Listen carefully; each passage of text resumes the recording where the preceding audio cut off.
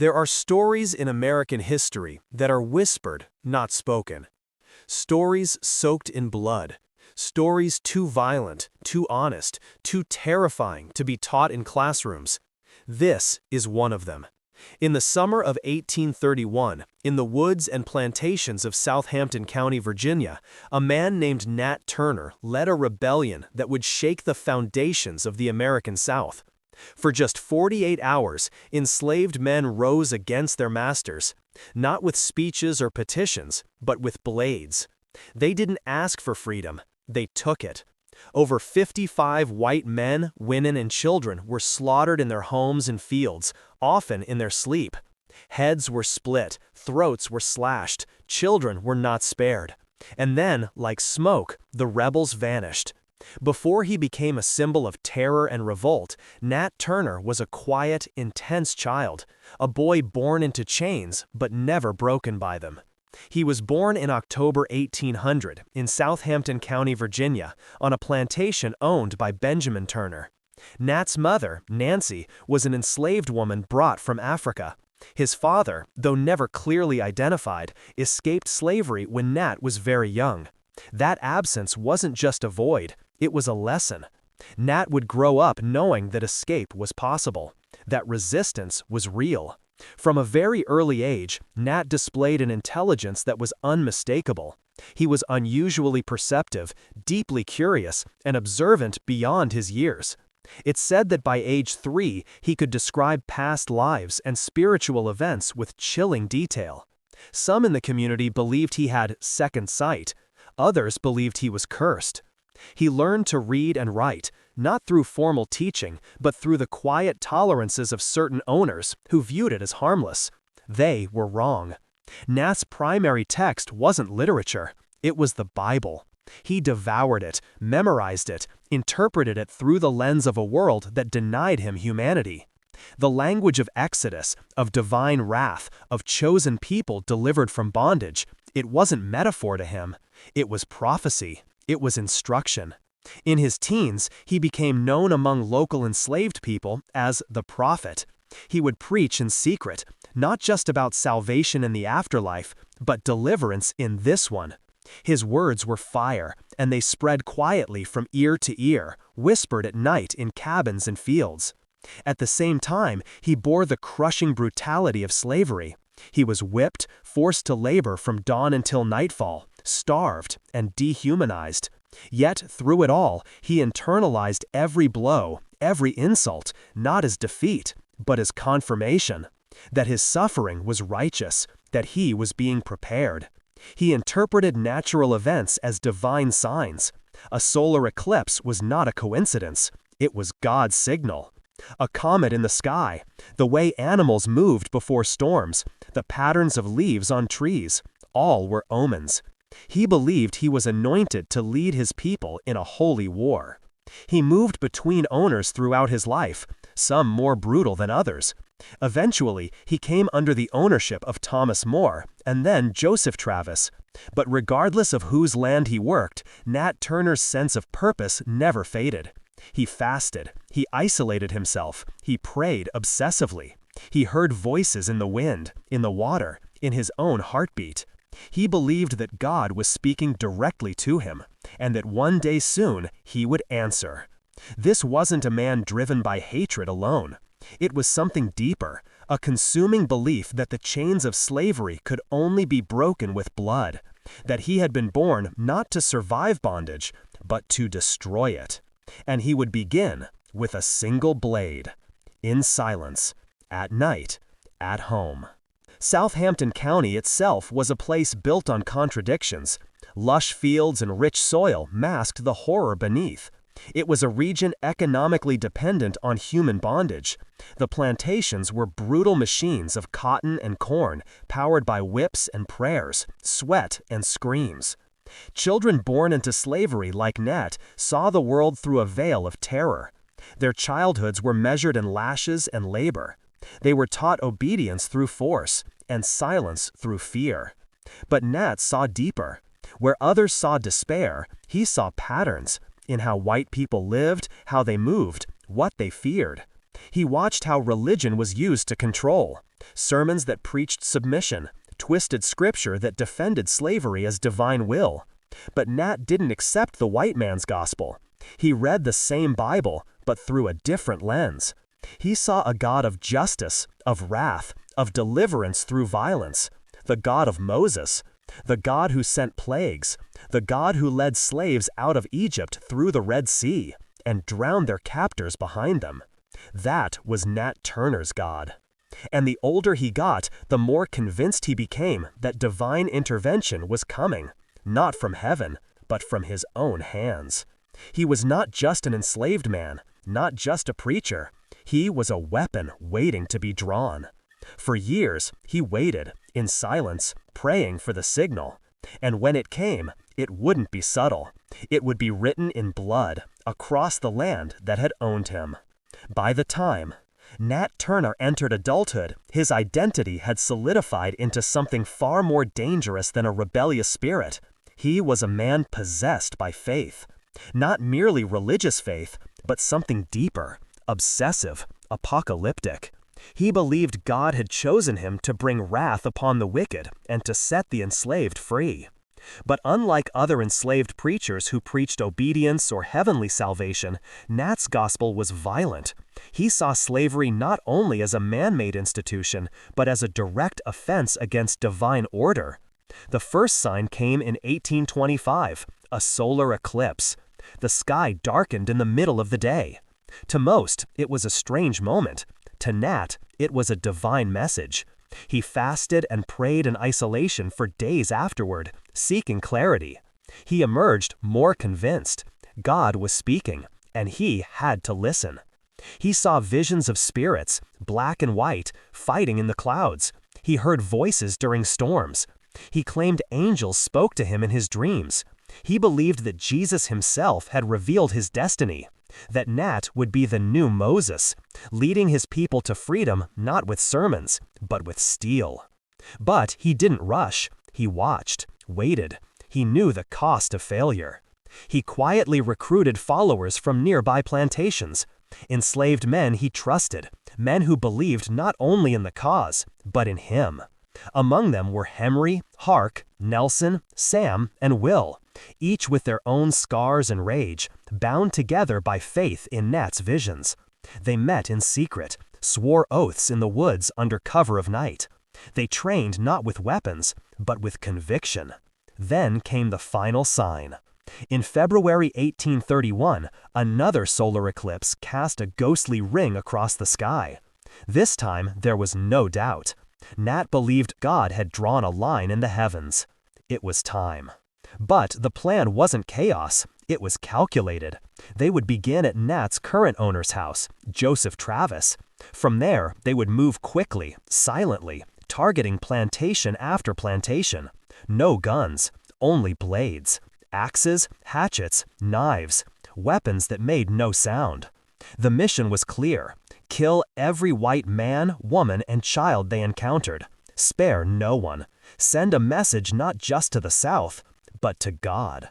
The rebellion was scheduled for July 4th, a cruel irony. The day of American independence would become the day of black deliverance. But storms delayed the attack. The ground was too wet, the roads too exposed. Nat took it as a test of faith. And so they waited, in silence, in agony, until August 21st, 1831, a Sunday evening. The fields were quiet. The town was asleep. The blade had been sharpened. The path cleared. The prophet would make his move. In the days leading up to the rebellion, the air itself felt electric. Nat began to speak more frequently with his inner circle, preaching sermons laced with death and destiny. He didn't just quote scripture. He twisted it, shaped it, into a divine justification for vengeance. Verses from Exodus, Revelation, and Judges became blueprints for what was to come. He referred to the white oppressors as modern-day pharaohs, and he promised his men that if they followed him faithfully, they would not only be free, but exalted. Will, one of his followers, was known to be particularly ruthless. It was said he had seen his own brother beaten to death by a plantation overseer. Will did not need convincing. He wanted blood. Hark, Nat's trusted friend, was quieter, but he had witnessed the sale of his wife and child, never to see them again. He followed Nat not only for deliverance, but because he had nothing left. Each man carried their own darkness, their own buried scream. And Nat's prophecy gave them something more terrifying than hope. It gave them permission. They gathered weapons slowly, axes, broad blades, heavy iron tools used in the field, now sharpened for flesh. Guns were avoided, too loud, too unpredictable. This was to be a silent, surgical strike. They also learned the geography, not just of the plantations, but the back roads, the escape routes, and the hiding spots. They memorized the times of day when overseers slept, when mist rolled over the fields. They didn't plan like rebels, they planned like soldiers. And as the moment neared, Nat's demeanor changed. He became more still, more intense. He would go days without speaking, meditating in the woods, staring at the sky. One night, he told his men, "The serpent has coiled. God's sword is in our hands. We strike not in anger, but in obedience." To the enslaved, he was a savior. To the slaveholders, soon, he would be a nightmare. The rebellion was no longer a plan. It was a prophecy in motion. And when the first scream broke the still night air on August 21st, the South would never forget the name Nat Turner again. Sunday, August 21, 1831. The sun dipped beneath the tree line in Southampton County. Fields once alive with heat and harvest sank into stillness. Nat Turner stood outside the Travis home with 6 men at his side. Each of them held an axe, a knife, or a club. Tools of work turned into weapons of war. Inside the house, the Travis family, Joseph, his wife Sarah, and their children were asleep. Nat had worked on this property. He knew the layout, the rooms, the habits of its inhabitants. He had once broken bread with them. But now he would break the silence. They entered through the back door. No words were spoken, no mercy offered. Joseph Travis was the first to die, struck in the skull as he slept. Blood soaked the bedsheets. His wife followed, then the children. Even the infant was killed with the blunt end of an axe. It was not chaos, it was controlled, calculated, and cold. The group moved swiftly to the next house, and the next. Over the course of just a few hours, they killed over a dozen white men, women, and children, often in their sleep. Some were butchered in their doorways, some while running through the fields screaming. Entire families were annihilated. One woman begged for her child's life. She was silenced with a single blow. This was not indiscriminate rage. It was a purge. Nat Turner and his followers believed they were executing divine justice.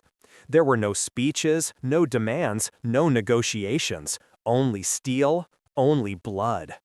By Monday morning, the group had grown in number. More enslaved men joined the rebellion as word spread through whispered prayers and shouts across fields. They now numbered over 40. They stole horses, moved faster, struck harder. They avoided towns, choosing isolated homes and plantations, places where alarm couldn't be raised quickly. One of the most chilling killings occurred at the Waller home. The family attempted to flee on horseback. The rebels chased them down and executed them one by one along the dirt road, leaving the corpses as a warning to any who dared resist. The rebels spared almost no one. They believed sparing white children would only raise future tyrants. In 2 days, they killed at least 55 people, the largest and bloodiest slave uprising in U.S. history. But with every death, the alarm grew louder, and the South began to wake. As they moved from home to home, the rebels grew bolder. There was no turning back now. Each act of violence was more than vengeance. It was commitment. Each life taken was a step deeper into holy war. They struck the Whitehead plantation next. Richard Whitehead, his wife, and their child were all hacked down before sunrise. An enslaved woman who tried to intervene, to plead for the child she helped raise, was beaten unconscious. She survived only because the rebels didn't see her as a threat. But not everyone welcomed the rebellion. Some enslaved people refused to join. Some hid their masters or warned them in secret, not out of loyalty, but fear. Fear of what might come next.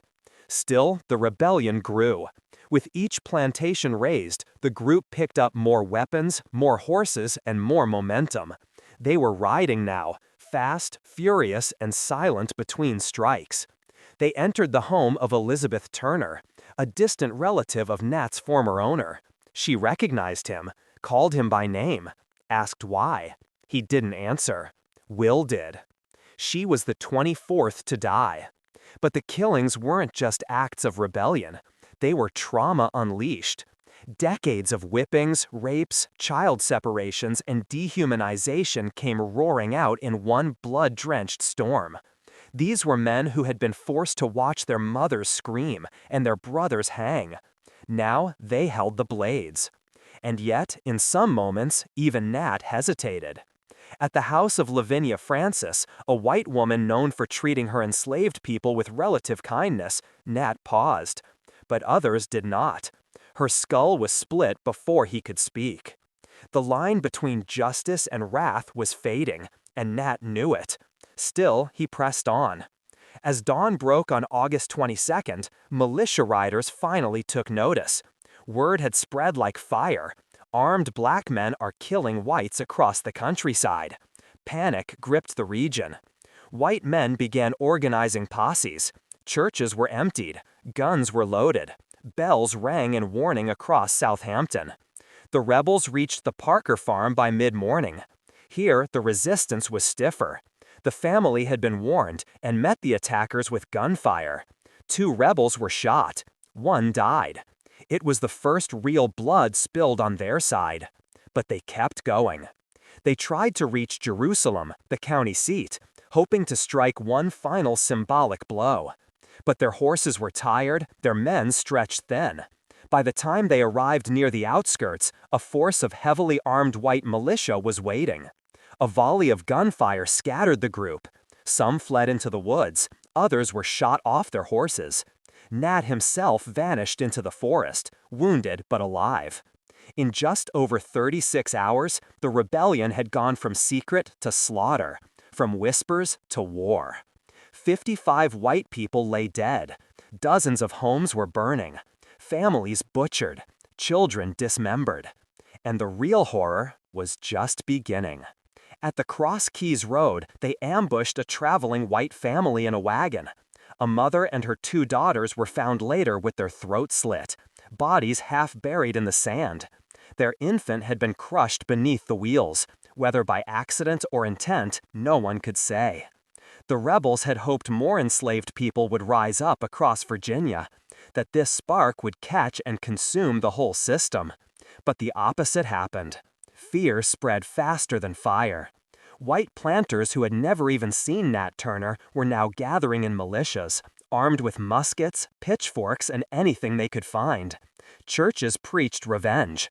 Bounties were issued. Anyone black, armed or not, was suddenly suspect. Meanwhile, the rebellion was unraveling. Several of Nat's closest men were dead. Some fled. A few were captured and tortured. Their confessions taken by fire and blade. Others held silent, refusing to speak a word before they died. By the evening of August 22nd, the rebellion had been crushed militarily. But the terror it unleashed was just beginning. Across Virginia and the wider South, white hysteria exploded into uncontrolled violence. Rumors of hundreds more rebels circulated. There were no trials, no mercy. Any black person seen running, hiding, or simply looking suspicious could be shot on sight. Slavery had always been cruel. Now, it was bloodthirsty. In the 2 weeks that followed the rebellion, mobs and militias killed more than 100 black men, women, and children, many of whom had no connection to Nat Turner. Entire families were lynched from trees. Bodies were displayed along roads as a warning. And Nat, he was gone, swallowed by the woods. But his shadow remained. The rebellion was over, but the horror had only just begun. By the morning of August 23, 1831, Southampton County had become something out of a nightmare. News of the rebellion spread in jagged pieces, screamed across fields, carried by smoke from burning plantations, whispered by terrified survivors. But no one truly knew what was happening. The only certainty was blood. White families began fleeing their homes. Some rode through the night with their children strapped to their backs. Others barricaded themselves inside, muskets shaking in their hands, waiting for rebels who might never come. The militia mobilized quickly. Groups of armed white men on horseback swept through the county. Some were local farmers. Others were veterans of earlier frontier wars. All were angry, and all were afraid. That fear became fury. The first wave of white retaliation came on the afternoon of the 23rd. 2 black men walking near a crossroads were shot without warning. Neither had participated in the rebellion. One was a preacher's assistant, the other a field hand returning from the market. They were left in the road, their bodies looted and spat on. In nearby Sussex and Greensville counties, rumors of more uprisings caused sheer panic. White families fled into the woods. Slaves were chained and locked away in barns for safety. Black churches were burned, preachers arrested. It didn't matter whether anyone had joined Nat Turner. Their skin was guilt enough. In one documented case, an enslaved woman was dragged from her cabin and hanged from a tree, simply for praying aloud. Children watched their fathers form posses. Mothers told stories of slave armies hidden in the woods. Entire towns imagined invisible forces surrounding them. The South, for the first time, knew what terror felt like. Newspapers began printing wild reports, claiming hundreds of whites had been slaughtered, that thousands of enslaved people were marching across Virginia, led by a demon preacher with glowing eyes. The truth no longer mattered. What mattered was revenge. One of the most notorious retaliations occurred at the Vaughan plantation, where 15 enslaved men were lined up and shot in front of their families. Their only crime was living near the route Nat Turner's men had taken. Bodies were dumped into shallow graves. Some were burned. Others were left hanging as warnings, their feet swaying in the summer heat. In some cases, enslaved people were forced to dig their own graves, then executed beside them. The violence spread far beyond Southampton. In North Carolina, militia units were activated. Planters from as far as Georgia sent letters demanding harsher laws and tighter restrictions on the enslaved. In Richmond, the governor received frantic messages by horseback calling for military reinforcements. One read, "The Negroes are rising in every direction. We must act before our homes are reduced to ash." But the enslaved weren't rising. The rebellion was over. What was rising was white fear, and it had no boundaries. Many enslaved people were killed by their own masters out of panic. Some plantations turned into prisons overnight, with every black person shackled and starved in locked sheds. Even free black people were swept up in the blood tide. In Norfolk, a respected black preacher named Isaac was arrested and beaten nearly to death for delivering a sermon interpreted as agitating. Courts convened emergency trials, but they were trials in name only. Dozens of black men and boys were brought in, often with no lawyer, no witnesses, and no defense. Some were sentenced to death in under 10 minutes. Public executions became spectacles. Crowds gathered to watch hangings. Children climbed trees for better views. Vendors sold food and drinks while men were strung up from branches. And still, Nat Turner remained at large, a ghost in the woods, a nightmare with no face. The longer he remained uncaptured, the more violent the reprisals became. Nat had wanted to ignite a war. Instead, he had unleashed a purge. In one of the darkest episodes of the aftermath, a group of militia entered a small chapel where enslaved people had gathered to pray. Without a word, they opened fire. 9 died instantly. The rest were dragged outside and executed. The chapel was burned to the ground. Slave patrols became permanent fixtures across the South. Men who had once ignored the horrors of slavery now feared its retribution. The irony was cruel. The violence they had inflicted for centuries now haunted them in every shadow. Nat Turner's name became legend, then myth, then monster. Parents told stories of him to frighten children into obedience. Preachers called him Satan in disguise. He was said to drink blood, to fly through trees, to disappear at will. And the black community? They wept. Quietly, in cabins and fields, behind barns, and in whispers. Many admired what Nat had done. Others feared it. Most simply mourned, not just for the fallen, but for what would come next. The laws changed quickly. Virginia passed legislation making it illegal to teach any black person, enslaved or free, to read or write. Black preachers were forbidden from speaking with white supervision. Slave gatherings of more than 5 people were banned. Manumissions, the legal freeing of slaves, were all but abolished. A silence descended. But underneath that silence, something still burned. A knowledge that for 48 hours in 1831, the South had trembled. That for once, the enslaved had turned their chains into weapons. And that one man, driven by visions and vengeance, had nearly pulled down an empire with nothing but blades and belief. In the aftermath of Nat Turner's rebellion, the South entered a state of violent paralysis, a place caught between fury and fear. It wasn't enough to stop the rebellion. They needed to erase it. The white militias, now emboldened by the capture or death of many of Nat's followers, turned their sights on anyone remotely associated with him. No evidence was needed, no due process, just suspicion. In Southampton County alone, nearly 200 black people were arrested. Most were men, but some were women and even children, teenagers accused of conspiring based on nothing more than gossip. Some were thrown into jails. Others never made it that far. Executions became a daily ritual. Courthouses, town squares, and crossroads were transformed into gallows. In some towns, enslaved people were hanged in batches, 3, 4, even 6 at a time. The bodies were left to rot as a warning. Others were tortured before execution. Fingers removed, teeth shattered, skin flayed, all to extract confessions about a rebellion that had already ended. Nat Turner's own lieutenant, Henry, was hanged, dismembered, and burned. His remains were left in public view for days. Another, Will, was executed before a jeering crowd of hundreds. Spectators cheered. Children laughed. But even that wasn't enough. Some enslaved people were forced to participate in the punishments, made to dig graves, carry bodies, or watch as their friends were slaughtered.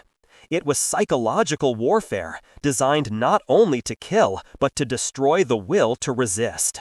In some cases, slave owners punished their own people out of paranoia. One planter whipped every enslaved person on his estate, including an elderly woman and a pregnant teen, simply because they had looked nervous. This wasn't justice. It was genocide in miniature. In the town of Jerusalem, the heart of the rebellion's aftermath, a special tribunal was established to process the flood of prisoners. But this was no court of law. It was a conveyor belt to the gallows. Judges were appointed not for fairness, but for speed. Witnesses were often white children, too traumatized to speak clearly. No defense attorneys were present, no appeals. A nod from the magistrate meant death. One enslaved man, Daniel, was sentenced to hang for owning a Bible. Another, Isaac, had been seen praying in the fields, which was deemed suspicious behavior. His entire family was executed with him. Fear infected the legal system, and fear, in the hands of those with power, became terror. But the violence wasn't limited to the courts. Across the countryside, mobs acted independently of any government. White men roamed in gangs, often drunk, seeking revenge wherever they could find it. In one village, they stormed a plantation at midnight, dragged every enslaved person from their beds, and executed them at the edge of the cotton field. The bodies were burned. The soil never yielded again. Some black families attempted to flee north, hoping for shelter with abolitionist sympathizers. Few made it. Most were hunted like animals, captured or killed before crossing county lines. Meanwhile, the press fueled the frenzy.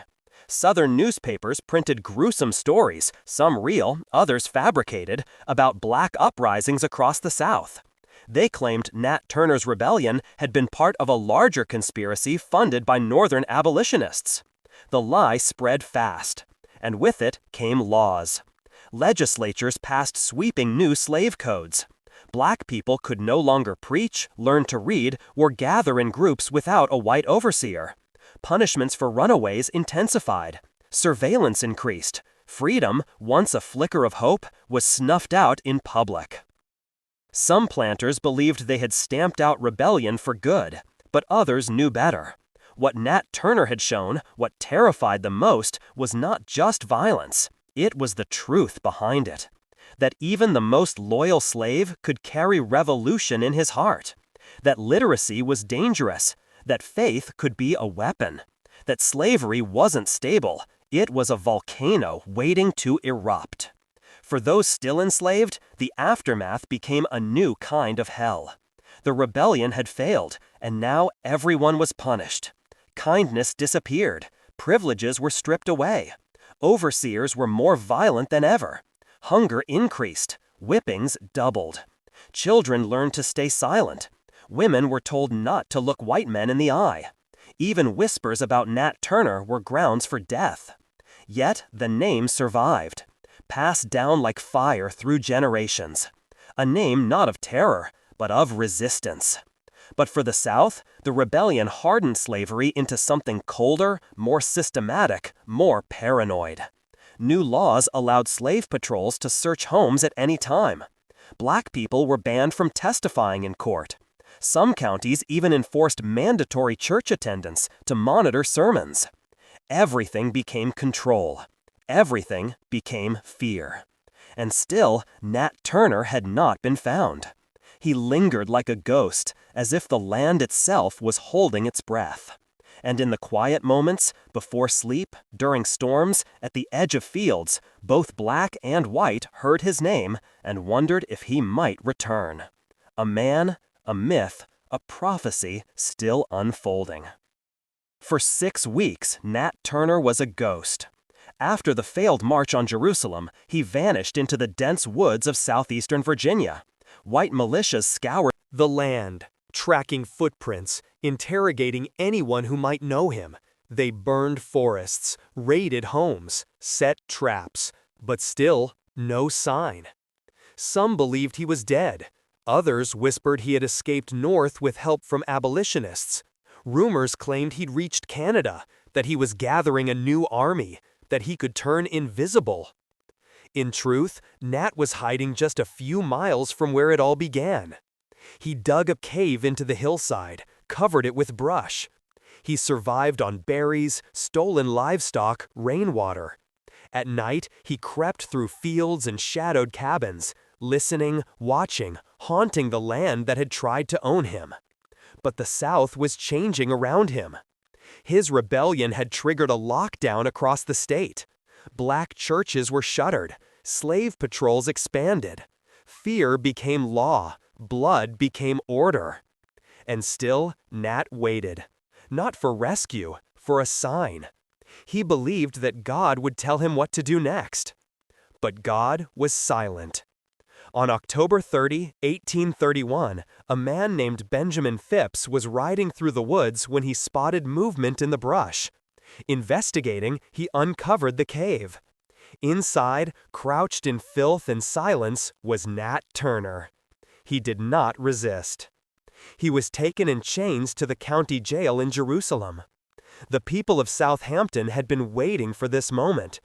Crowds gathered outside the jail, screaming for his blood. But the authorities wanted something else first, a confession. And Nat gave it. He sat with a lawyer named Thomas R. Gray, who transcribed his words into what became known as the Confessions of Nat Turner. Over several days, Turner detailed the planning, the killings, the visions. He spoke calmly, clearly, without remorse. He believed every word he said. He still believed he had done God's will. His calm unnerved the people. Many expected rage, tears, pleading, but Turner offered none. When asked why he murdered children, he replied simply, "They were part of the evil." When asked if he regretted anything, he shook his head. "Was not Christ crucified?" he asked. His words were published quickly, spreading across the country. To abolitionists, they were a revelation. To slaveholders, they were an apocalypse. Here was proof, terrifying proof, that education, religion, and silence could birth revolution. On November 5, Nat Turner was put on trial. It lasted barely 2 hours. He was found guilty of conspiring to rebel and making insurrection. The verdict was a formality, the sentence predetermined: death by hanging. They scheduled it for November 11, 1831, the day the earth would take back the man who had set it on fire. The gallows stood in the town square, a crude platform with a single rope surrounded by hundreds. White men cheered. Women brought their children. Some vendors sold food. It was a carnival of vengeance. Turner was brought out in chains, thin, pale, but unshaken. Witnesses said he looked at the crowd and smiled. He said no final words. The trapdoor dropped. His neck snapped. But the horror didn't end. After his death, Nat Turner's body was flayed. His skin was turned into souvenirs. His skull stolen, rumored to be kept by local doctors. His remains scattered. There was no grave. The South tried to erase him. But legends do not need graves. Nat Turner's ghost remained, not in form, but in fear. His rebellion would be studied, distorted, and denied for generations. But it happened. He happened. And every rustle in the field, every shadow at dusk, reminded the South of one unchanging truth. The enslaved had never been content. They had been waiting. In the months following Nat Turner's execution, the South began to seal itself off, not just from future rebellions, but from the truth of what had happened. They buried the story under fear. They rewrote it as madness. They twisted Turner's motives into demonic visions, called him a lunatic, a beast, a murderer without purpose. But the enslaved remembered differently. In the quiet fields of Virginia, black families passed down whispers about a man who stood up, about a preacher who turned prophecy into fire. For some, he was a hero. For others, a warning. But he was never forgotten. Across the South, slavery grew harsher. New restrictions choked off even the smallest freedoms. The rebellion had exposed a terrifying fact: that the people held in chains were not broken. They were thinking, watching, waiting. And so the system adapted, not to ease suffering, but to control it more completely. The North, too, felt the tremor. Nat Turner's rebellion added fuel to the abolitionist cause. Newspapers debated the morality of slavery more fiercely. Speeches condemned it with new urgency. Even as some recoiled from Turner's violence, others saw it as the inevitable scream of a silenced people. Decades later, when the Civil War finally erupted, Nat Turner's name returned like thunder. He became a symbol of black resistance, of holy revolution, of the raw truth that freedom was worth any price. But for those who study him today, Nat Turner remains elusive. A killer, a prophet, a revolutionary, a fanatic. He was all of these, and none of them. He was a man born into a nightmare who decided to answer it with one of his own. History may never agree on who he was, but it cannot deny what he did. And in the stillness of Virginia's fields, if you listen closely, some say you can still hear him. Not in screams, but in silence, too loud to ignore. Turner's legacy lived in the minds of those who could never write their own names, but remembered every detail. He became the specter haunting every plantation owner's dream, the ghost story no sermon could soothe. For white Southerners, Turner became proof that slavery was not safe and never would be. That behind every pair of lowered eyes was a storm building. That every prayer might be a battle cry in disguise. In response, they doubled down. More shackles, more laws, more violence. As if iron could suppress the soul. But Nat Turner had made something undeniable visible. He had exposed the truth beneath the polite society of the antebellum South, that it was built on blood, terror, and silence. And once exposed, that truth could never fully be hidden again. In the 20th century, civil rights leaders would look back on Turner not only as a radical, but as a precursor, a man who understood that justice without struggle was an illusion. His story became part of literature, film, debate. He was called a villain and a visionary, a butcher and a freedom fighter. And still today, classrooms hesitate to teach him. Museums sidestep him. Textbooks condense his story into a single paragraph. Because Nat Turner is not easy to explain. He didn't rise for peace. He didn't protest. He rebelled, violently, ferociously, against a system that taught him he was less than human.